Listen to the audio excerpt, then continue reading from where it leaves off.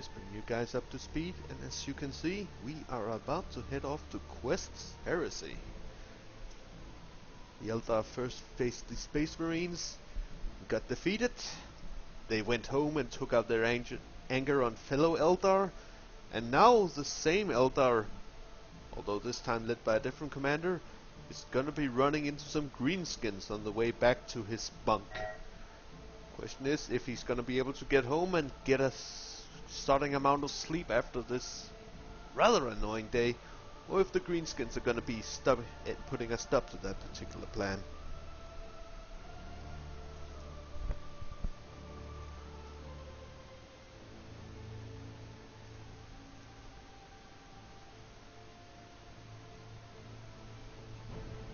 And it looks like the final round is delayed for a moment as we are setting up the final details.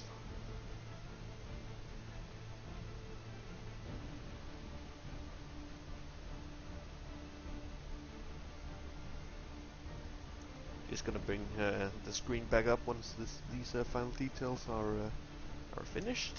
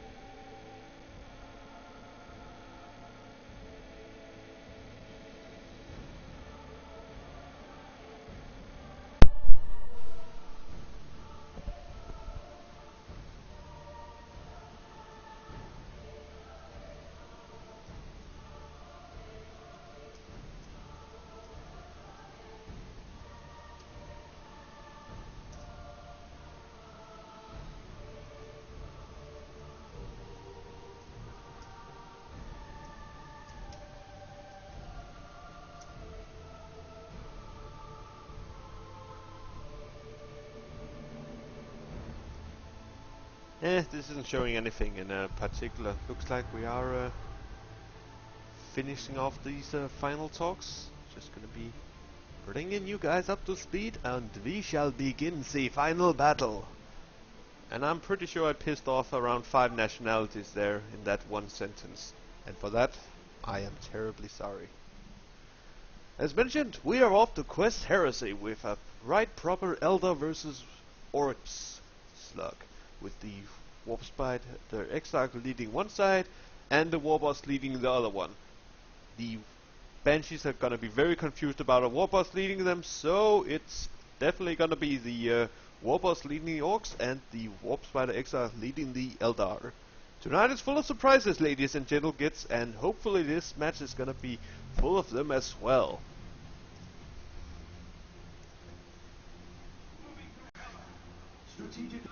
Speaking primarily as an Orc player, this matchup has always been very interesting. As the thing about Orcs and Eldar is that both of them are kind of similar in regards to having no particularly tanky units. The Eldar tends to be on the squishier side, although they do tend to also do a bit more damage. However, the Orc big shooters tend to definitely push the balance in the Orcs' favor if they can actually keep those big shooters safe. So it's going to be very interesting to see how both players are going to have to this particular matchup turn out.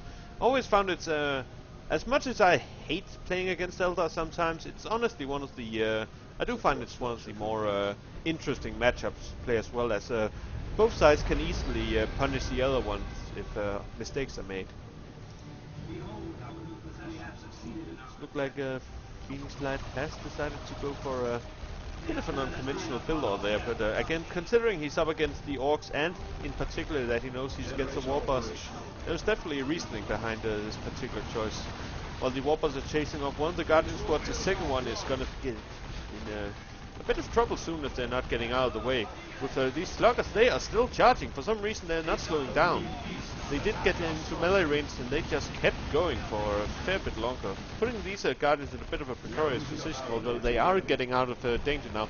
And the warp bus is just chasing these guardians, not giving a single fuck about what happens there. Oh, sorry. Oh, I should probably watch my language. I'm not quite sure how PG we're going. I mean, Warhammer isn't the most PG game, but I'm just gonna be trying and keep it low in case you got any of you young folks going around there. So you heard nothing. I said frack. That's right. You may have thought I said something else, but it was frack. Don't worry about it. Bit of a shoot-off going here, and despite the Orcs actually having a big shooter, they pretty decisively lost that engagement there. They weren't really in cover here, so yeah, the superior damage of the vanilla Elder pretty much just pulled them through. One of the Elder squads does have an upgrade out, and they are getting out the second extra equipment. No, it's not called extra equipment, it's called battle equipment. Extra equipment's on the knob. We do not have any commando knobs here. Think, Sonin, think! Enough of that. At the moment it looks like the Eldar are getting the upper hand in regards to map control, and he certainly had the upper hand in engagement so far. Dark Riku's taken a fair few model losses, and while Orcs aren't the most expensive units to reinforce, they aren't cheap enough that you can actually throw them away, like for example Heretics. Generally want to avoid a few losses, but well, that's the great thing about big shooters. So basically, with the way they work, that they only have 2 to 3. Actually, they only have 2 big shooter guys. So basically, as long as you have 2 shooters alive, they're still gonna be doing almost as much damage as full squad would. There's gonna be a difference, of course, but the big shooters are a massive part of the full damage squad and damage of the squad. And it looks like we have a shooter knob out as well. Not a bad choice at all, because the shooter knob is very, very good at chasing units, as he has excellent fire on the move damage, and well, he does enough melee damage that he is gonna wreck the Guardians if they actually stand their ground and he ends up getting into melee with them. Oh, these sluggers are gonna be in trouble. They're not gonna be able to get at this Shuriken platform in time, and they are just getting destroyed now, with the Guardians also adding a lot of damage. The other Guardian squads here, I was just checking if they were actually in a position to try and catch these guys on the retreat path. But yeah, Phoenixlight is pretty much keeping Dark Riku on his toes at the moment. Pretty much not letting him get out much further than his base. Still though, Dark Riku is responding, and Phoenix is definitely gonna have to play carefully. A single moment of being reckless, especially against these guys led by a war boss, could very easily cost him this particular Shuriken platform here. They are jumping in to do a bit of pressure. I don't think they're going to be doing any significant amount of damage, maybe get a model kill off if they're lucky, but they are incredibly dangerous. Unlike the Assault Marines, for example, the Storm Boys are all about killing as quickly as possible. And with the Warp Bus having access to use your choppers, if those guys jump the Shuriken platform and it's not retreating before they land, they can pretty much kill it off before it can actually get away. They are probably a bit better against Devastator. Shuriken platform is probably one of the few, it's probably one of the early suppression teams that actually stands a bit of a chance getting away. Still, it's incredibly dangerous. Ooh, and very nice grenade there, doing a ton of damage to this Shooter Boy squad, which is also now actually getting out a Knob squad as well. Dark Riku is going for a very power-heavy tier 1 at the moment, having both Storm Boys out. That's at least 40 power, and 40 power for big shooters on both these guys, and another 50 power for both the shooter knobs.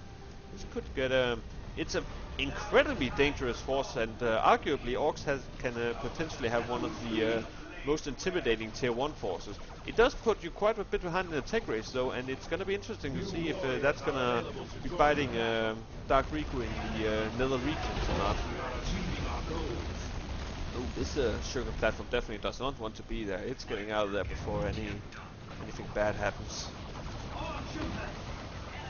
bit of a shootout there. These shooter boys are completely out of cover and getting surrounded. They're gonna have to get out of there as well. Look like Phoenixlight is actually gonna be trying to do a bit of a grenade action there.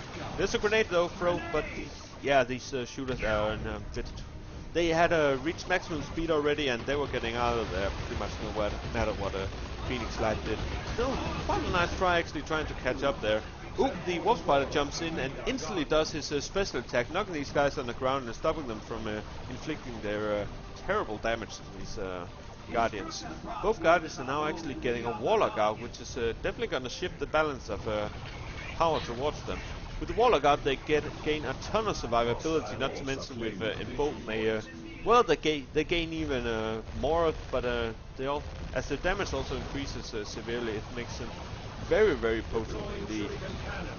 Warboss is getting kind of around a fair bit, getting led right into the sugar platform of the other Guardian team. Looks like there was a bit of feet of foot going there. I don't know if he was, perhaps he was trying to get elsewhere and cap. Maybe he was trying to do a grenade, but he didn't have enough energy for that. Regardless though, they are pretty much just getting over here and decapping a point. Victory point wise, the Eldar have a massive lead at the moment, which tends to be the case with the Wolf Spider. He is excellent at just teleporting around capping units. There's a jump in from the Storm Boys, jumping right over this Wraithfall, which just reveals itself, and it's gonna be a huge problem for Dark Riku at the moment, seeing how he doesn't have any, as he hasn't reached tier 2 yet. Storm Boys really can't, they can't really do the thing the Banshees can, despite having power weapons. For one, their leader doesn't have a heavy melee, so they're just not going to be as effective damage-wise. Secondly, as Orcs really lack the vehicle disable that makes melee a viable counter against these walkers here. Basically, he's going to be needing either the Warboss to do his thing. Oh, that was one hell of a slap there, killing off 3 of these Slugger Boys in one fell swoop. But yeah, Dark Riku is either gonna have to get a War Claw out and actually force off the Guardians to take on this here Wraith Lord, or he's gonna need to get some ranged units that can actually take it down. Whatever the case, things are looking rather bad for Dark Riku at the moment. He's definitely falling behind massive, both in regards to victory point, and this tech lead has definitely been a bit of a problem.